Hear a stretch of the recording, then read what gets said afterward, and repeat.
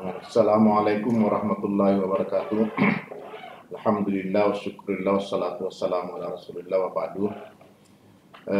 Saya Muhammad Khairuddin Hamsin, salah satu dosen di Fakultas Hukum yang mengampu tentang materi hukum zakat dan wakaf, yang insya Allah pada hari ini kita akan membahas tentang asas-asas zakat. Perlu diketahui bahwa ajaran normatif Islam sangat terpatri dengan apa yang dikenal dengan istilah syariah, yang dimana syariah sendiri itu mencakup 3 hal. Yang pertama, syariah yang mengatur tingkah laku batin yang disebut dengan akidah. Kemudian syariah yang mengatur tingkah laku dari sisi moral yang disebut akhlak. Dan yang ketiga adalah syariah yang mengatur dari sisi lahiriah, baik dalam hubungan dengan Sang Pencipta maupun dalam hubungannya dengan sesama makhluk, khususnya manusia, disebut syariah dalam arti sempit. Nah, dalam syariah dalam arti sempit ini merupakan kumpulan norma yang mengatur tentang tingkah laku lahiriah yang dapat dibedakan menjadi norma yang mengatur tingkah laku dalam hubungannya dengan Allah Subhanahu wa Ta'ala yang disebut sebagai ibadah. Kemudian norma yang mengatur tentang tingkah laku duniawiyah yang disebut muamalah. Dalam kaitan ini tentu pembahasan kita hari ini yaitu tentang zakat. Maka zakat itu masuk bagian yang norma yang mengatur tingkah laku dalam hubungannya dengan Allah Subhanahu wa Ta'ala. Namun di sisi lain juga zakat mengatur tentang hubungannya dengan masalah duniawiyah atau masalah hubungan manusia dengan manusia yang lain.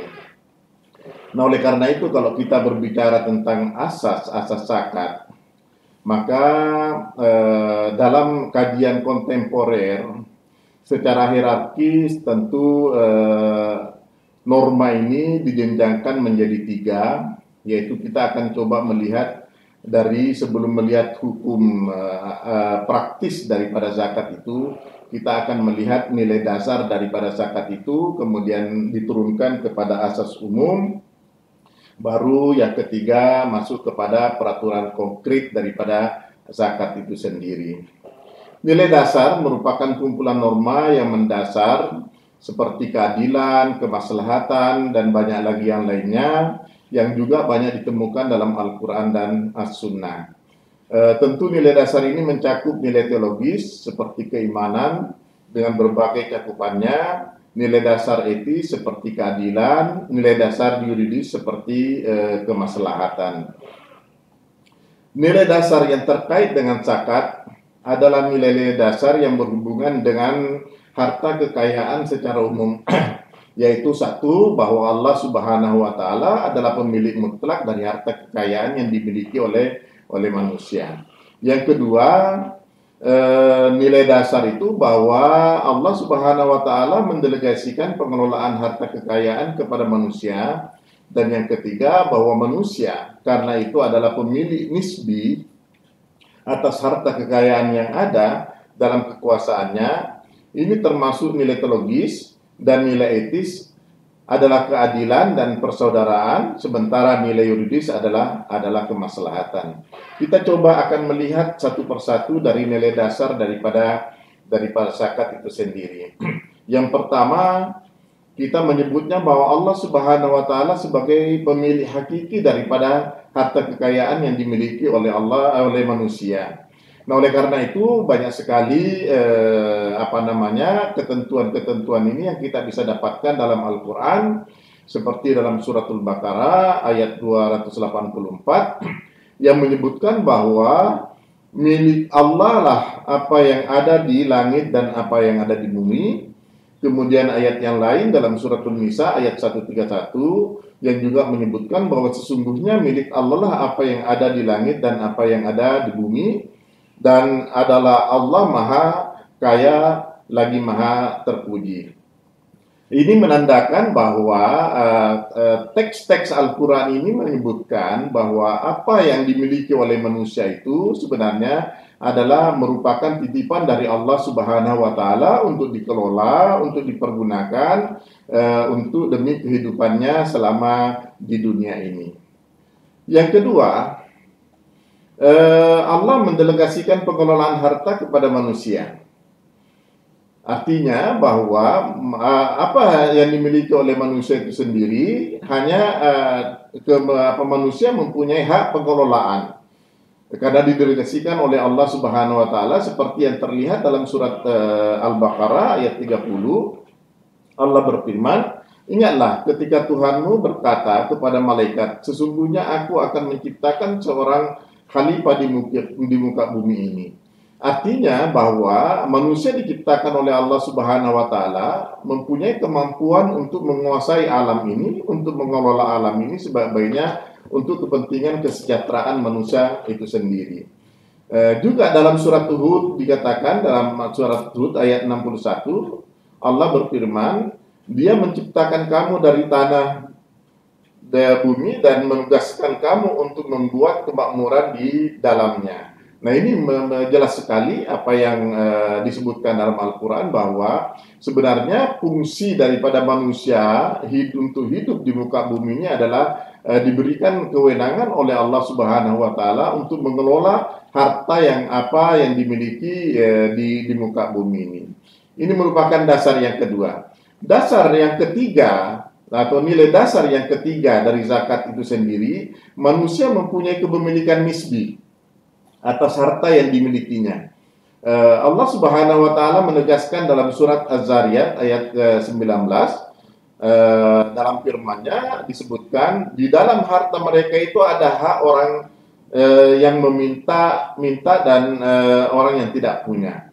Kemudian sama teks bunyinya dalam surat Al-Ma'arij juga dikatakan ayat 24 dengan sampai 25, orang-orang yang di dalam harta mereka itu terdapat hak yang ditentukan bagi orang-orang yang meminta dan tidak punya. Artinya, apa yang kita miliki dari harta kekayaan itu sebenarnya ada titipan Allah Subhanahu wa Ta'ala yang menjadi haknya orang yang meminta-minta dan menjadi haknya orang yang butuh, artinya orang yang tidak punya. Itulah nilai-nilai dasar yang mendasar tentang harta kekayaan itu, sehingga kedudukan harta itu sendiri dan kedudukan manusia sangat jelas. Kemudian ada asas lain, yaitu nilai dasar keadilan. Nah, ini persoalan keadilannya merupakan ajaran dasar Islam yang mendapat penekanan kuat dalam sejumlah ayat Al-Quran. Banyak sekali dalam Al-Quran disebutkan, seperti surat Al-Ma'idah ayat 8, berlaku adillah kamu, sesungguhnya berlaku adil itu lebih dekat kepada takwa. Dalam surat An-Nisa juga ayat 135, wahai orang-orang yang beriman, jadilah kamu penegak keadilan dan bersaksi kepada Allah, walaupun terhadap dirimu sendiri atau kedua orang tuamu atau karib kerabatmu. Nah, ini menunjukkan bahwa persoalan zakat itu juga bagian dari bagaimana kita mewujudkan keadilan di muka bumi ini, sehingga keadilan itu menjadi nilai-nilai dasar bagi pengelolaan zakat itu sendiri. Dan yang kelima, nilai-nilai dasar dari zakat itu adalah persaudaraan. Islam mengajarkan bahwa manusia satu sama lain itu adalah bersaudara. Hal tersebut dapat kita lihat dalam hadis yang diriwayatkan oleh Al-Bukhari, di mana hadis itu diriwayatkan oleh Anas dari Nabi SAW. Beliau bersabda, tidak beriman seseorang kamu sebelum mencintai terhadap saudara-saudaranya seperti mencintai dirinya sendiri. Maka oleh karena itu, karena zakat itu merupakan sesuatu yang dimana ada dua pihak, yaitu pihak yang pertama adalah orang yang melebihi kebutuhannya yang disebut muzaki, dan kemudian pihak yang kedua adalah orang yang mempunyai kebutuhan yang disebut mustahik. Maka di sini persaudaraan menjadi nilai dasar dalam pelaksanaan zakat itu sendiri. Kemudian yang terakhir daripada nilai dasar itu sendiri adalah kemaslahatan. Nah, kalau kita berbicara tentang kemaslahatan ini, maka banyak persoalan yang muncul. Kenapa? Karena indikator dari kemaslahatan ini tentu ada dua hal. Yaitu yang pertama, bagaimana kemaslahatan itu membawa kepada kemanfaatan, dan bagaimana kemaslahatan itu menghindarkan kepada kerusakan. Nah, oleh karena itu kalau kita lihat zakat itu mau dikaitkan dengan nilai-nilai dasar kemaslahatan ini di dalam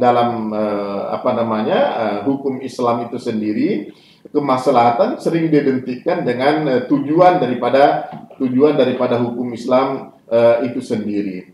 Nah, kalau kita lihat tujuan hukum Islam yang dikenal dengan maqasid syariah, maka salah satu daripada unsur yang 5 pokok yang harus dilindungi dan dilembagakan itu adalah harta kekayaan itu sendiri. Maka oleh karena itu tidak dapat kita ragukan bahwa kemaslahatan merupakan nilai dasar penting dalam Islam. Meskipun tidak didapatkan dalil khusus yang menegaskan dalam Al-Quran dan Sunnah, namun dapat diambil ruh dan semangat umum ajaran Islam yang dikenal dengan tujuan agama Islam sendiri yang saya sebut tadi sebagai maqasid syariah. Maka oleh karena itu tujuan syariat yang yang tidak dibatasi dengan 5 hal pokok tadi, yaitu yang pertama agama, melindungi agama, kemudian melindungi jiwa, melindungi akal, melindungi harga diri, keturunan, keluarga, dan melindungi harta kekayaan. Itu diantaranya harta kekayaan harus mendapat perlindungan, akan tetapi juga mencakup pemberdayaan dan pengembangan daripada harta itu sendiri. Nah, oleh karena itu maka kalau kita membaca daripada asas-asas daripada hukum zakat ini, maka 5 dan nilai dasar ini menjadi sangat penting. Kenapa? Karena itulah diberikan oleh Allah Subhanahu wa taala bagi manusia sebagai khalifah di muka bumi ini untuk bagaimana memanfaatkan menggunakan harta benda yang dimilikinya, tapi tanpa melupakan bahwa harta itu sebenarnya hakikatnya adalah milik Allah Subhanahu wa taala yang dititipkan kepadanya, dan tentu ada hak-hak orang lain yang ada di dalam harta itu sendiri. Itu yang nilai dasarnya. Kemudian nilai dasar yang 6 tadi itu kita coba lihat, masukkan kepada prinsip-prinsip atau asas-asas umum daripada zakat itu sendiri. Nah, kalau kita lihat asas daripada zakat itu sendiri, maka prinsip zakat terkait dengan pembayaran dan pendayagunaannya. Nah, ini penting sekali karena zakat itu tidak sekedar hanya membayar atau mengeluarkan zakat dari orang yang punya, akan tetapi zakat itu sangat berkaitan dengan persoalan apakah harta yang dikeluarkan atau zakat yang dikeluarkan oleh orang yang berlebihan dari kebutuhannya itu sampai kepada orang-orang yang berhak. Kenapa? Karena di dalam zakat itu sendiri juga ada ketentuan Allah Subhanahu wa taala menyebutkan bahwa ada pihak-pihak yang berhak untuk menerima itu. Maka zakat ini sangat penting untuk diketahui prinsip-prinsipnya. Jadi tidak sekedar hanya pembayaran dan akan tetapi juga menyangkut dengan pendayagunaannya, distribusinya. Maka oleh karena itu prinsip-prinsip umum yang berkait dengan zakat ini itu paling tidak ada 5 hal. Yang pertama ada prinsip yang namanya prinsip impriatif, kemudian ada prinsip keadilan distribusi, kemudian yang ketiga ada namanya prinsip kelenturan tafsir, yang keempat ada namanya prinsip pemberdayaan, dan yang kelima adalah prinsip kepastian hukum syariah. Kita coba akan melihat satu persatu. Yang pertama prinsip impriatif.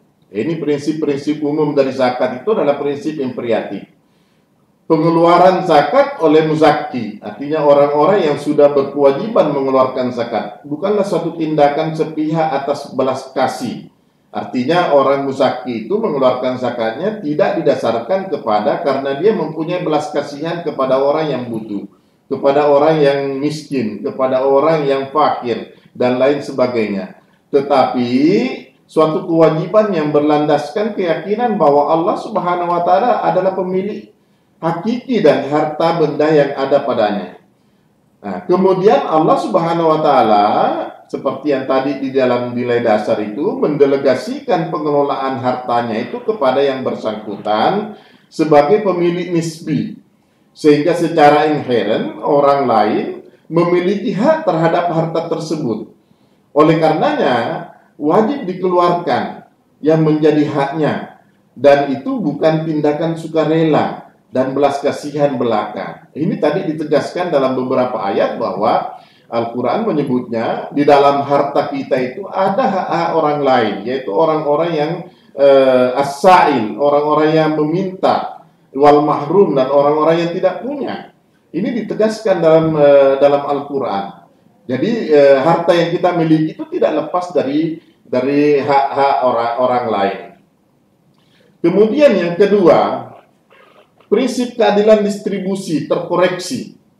Ini istilah hukum, yaitu prinsip keadilan distribusi yang menjadi persoalan dasar. Sering sekali kita mempunyai kemampuan untuk mengumpulkan harta zakat itu. Tetapi apakah setelah harta zakat itu terkumpul, ya, kita mampu untuk melakukan distribusi secara adil? Nah, kalau kita lihat di sini bahwa prinsip keadilan distribusi ini ternyata dalam Islam juga dikenal, ya. Dalam Islam juga mengajarkan bahwa orang-orang yang memperoleh distribusi sesuai kontribusi yang diberikan, ya, juga Islam mengakuinya. Seperti dalam Al-Quran, surat An-Najm ayat 38-39 dijelaskan bahwa seseorang tidak memikul beban dari perbuatan orang lain, dan bahwa seseorang memperoleh apa yang telah diusahakannya.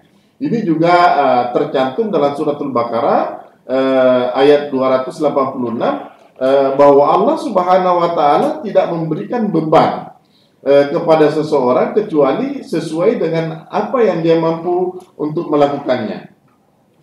Ia memperoleh apa yang dia usahakan dan memikul resiko apa yang dia lakukan. Ini jelas sekali bahwa di sini ada prinsip keadilan distribusi. Ya, meskipun sebenarnya Islam mengakui prinsip keadilan distributif ini seperti dalam ayat di atas, namun Islam juga mengoreksinya karena konsekuensi logis orang yang karena keadaan tertentu seperti umpamanya lanjut usia, cacat atau dan lainnya tidak berhak atas distribusi keadilan tersebut. Dengan demikian Islam menegaskan terhadap orang yang tidak punya, ya, menegaskan orang yang tidak punya dan tidak mampu untuk ditetapkan hak tertentu kekayaan, hak-hak tertentu dalam kekayaan warga masyarakat yang mampu, dan inilah yang disebut sebagai zakat. Kemudian prinsip kelenturan tafsir. Ini juga sangat penting dalam pengelolaan zakat, bahwa dalam pengelolaan zakat yang didasarkan kepada kemaslahatan tadi tidak mestinya ditafsirkan secara kaku, secara rigid, tapi ditafsirkan secara lentur.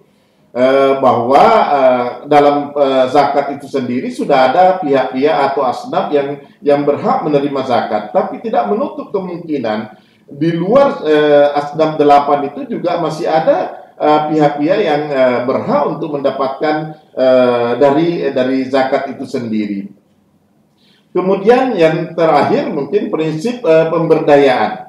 Nah, ini zakat sebenarnya seperti yang doktrin disebutkan bahwa zakat itu tidak hanya untuk menutupi kebutuhan dasar, yaitu istilahnya dibagi habis.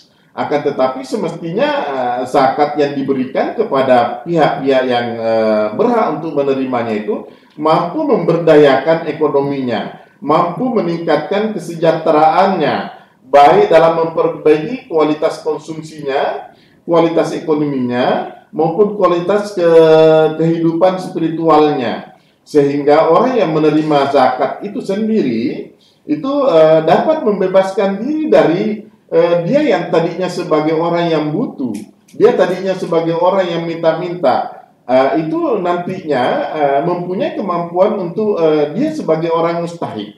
orang yang musaki, bukan lagi dia sebagai seorang orang mustahik. Maka di sini sebenarnya penting sekali dalam pemberdayaan zakat itu. Maka oleh karena itu zakat itu tidak lepas dengan bagaimana pelembagaan dan pengelolaannya itu sangat penting. Nah, oleh karena itu saya kira prinsip-prinsip ini sangat penting. Yang terakhir, prinsip kepastian hukum syariah. Nilai dasar kemaslahatan juga dapat diturunkan prinsip kepastian hukum syariah yang meliputi harta yang dikenai zakat adalah harta yang berkembang. Jadi bukan harta yang tidak berkembang. Harta yang digunakan untuk kepentingan pribadi itu tidak dikenai zakat.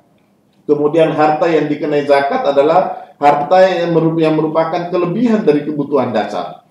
Ya, kelebihan dari kebutuhan dasar. Nah, oleh karena itu maka kita mengeluarkan zakat itu setelah menghitung bahwa ada kebutuhan-kebutuhan dasar yang harus kita penuhi. Kemudian kelebihan itu apabila mencapai nisabnya, ya sesuai dengan nanti kedudukan harta itu sendiri, maka baru wajib mengeluarkan zakat. Kemudian aset tetap sebagai dasar operasi kegiatan bisnis tidak dikenai zakat. Jadi alat-alat transportasi, gedung dan sebagainya itu tidak dikenai zakat apabila hal itu menjadi aset dasar dalam pelaksanaan bisnis itu.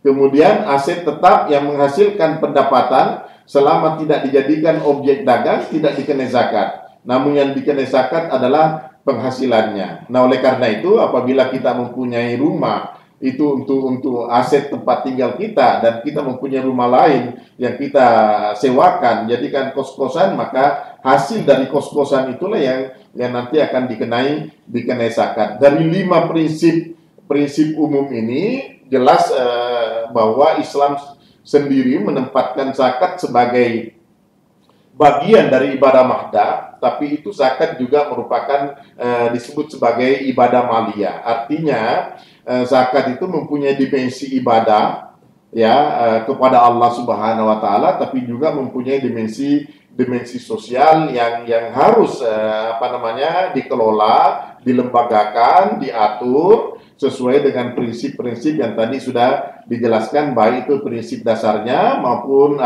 nilai-nilai dasarnya maupun prinsip-prinsip umum yang terkait dengan zakat itu sendiri. Nah, oleh karena itu apabila pengelolaan dan pelembagaan zakat ini didasarkan pada asas yang benar, yang seperti apa yang kita jelaskan tadi itu, insya Allah pengelolaan zakat itu dapat memberikan kemanfaatan dengan memberikan kesejahteraan yang kepada orang-orang yang tadinya mustahik menjadi musaki. Itu saya kira apa yang kita bisa sampaikan pada materi asas-asas zakat ini, karena ini sangat penting saya kira untuk menjadi landasan dalam pengelolaan dan pelembagaan zakat itu sendiri, sehingga zakat sebagai ajaran Islam yang sangat penting yang mempunyai dimensi ibadah dan juga mempunyai dimensi sosial itu dapat betul-betul dirasakan oleh masyarakat umum, masyarakat Islam yang secara umum dan dapat memberikan kemanfaatan kepada umat. Itu saya kira materi yang saya sampaikan, mudah-mudahan dapat bermanfaat. Lebih kurangnya mohon maaf. Assalamualaikum warahmatullahi wabarakatuh.